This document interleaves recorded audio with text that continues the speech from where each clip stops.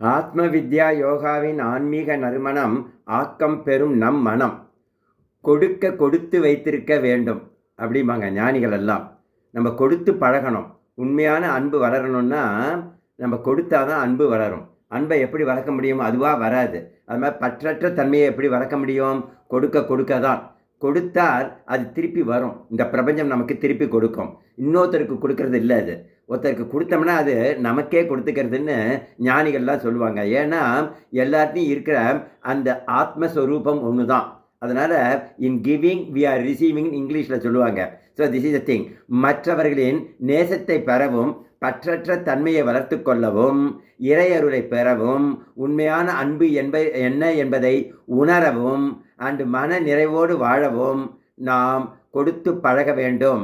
இந்த பிரபஞ்சம் கொடுப்பவர்களை நினைவில் வைத்துக்கொண்டு தக்க தருணத்தில் உதவிகளை கொட்டும். கொடுப்பது என்ற பழக்கத்தை சிறுவயது முதல் நாம் பழக வேண்டும்.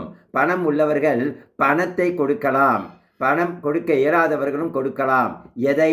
தன் அறிவை, நல்ல வார்த்தைகளை, தன் நல்ல எழுத்துக்களை, நல்ல சிந்தனைகளை, தங்கள் நேரத்தை, உடல் உழைப்பை கொடுக்கலாம். எல்லாமே ஈகைதான். இரக்கத்தால் அன்பால் ஏற்படும் தன்மைதான் உண்மையான அன்பு. So when your standard of living increases, standard of giving also should increase அப்படின்னு சொல்லுவாங்க.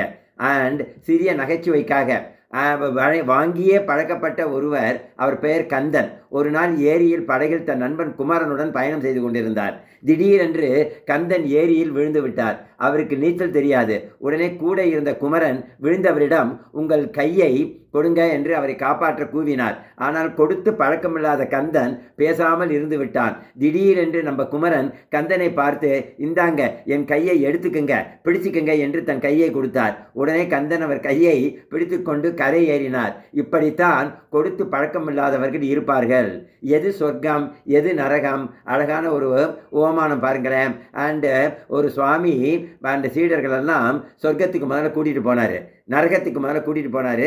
அண்டு நரகத்தில் எல்லாரும் லஞ்ச் டைம் வந்துச்சு. அண்டு எல்லாரும் சாப்பாட்டுக்கு உட்காந்துருக்காங்க. ஆனால் பாவம், விதவிதமான சாப்பாடு, விருந்து சாப்பாடு. கை நீட்ட முடியாதபடி எல்போ ஜாயின்ஸ் அவங்களுக்கு ரொம்ப ஸ்டிஃபாக இருக்குது, சாப்பிட முடியல, அப்படியே உட்காந்துருக்காங்க. சொர்க்கத்துக்கு கூட்டிகிட்டு போகிறாரு. அங்கேயும் விருந்து சாப்பாடு இதே நிலைமை தான். அண்ட் எல்போ ஜாயின்ஸ் யாருக்குமே சரியா இல்லை. ஆனால் இன்னொருத்தருக்கு அப்படியே எடுத்து கொடுத்தாரு. அவர் சாப்பிட்டாரு, இவர் சாப்பிட்டாரு. So in giving we are receiving. சொர்க்கம் என்பது கொடுப்பதில் தான் இருக்கிறது. இறைவா நன்றி.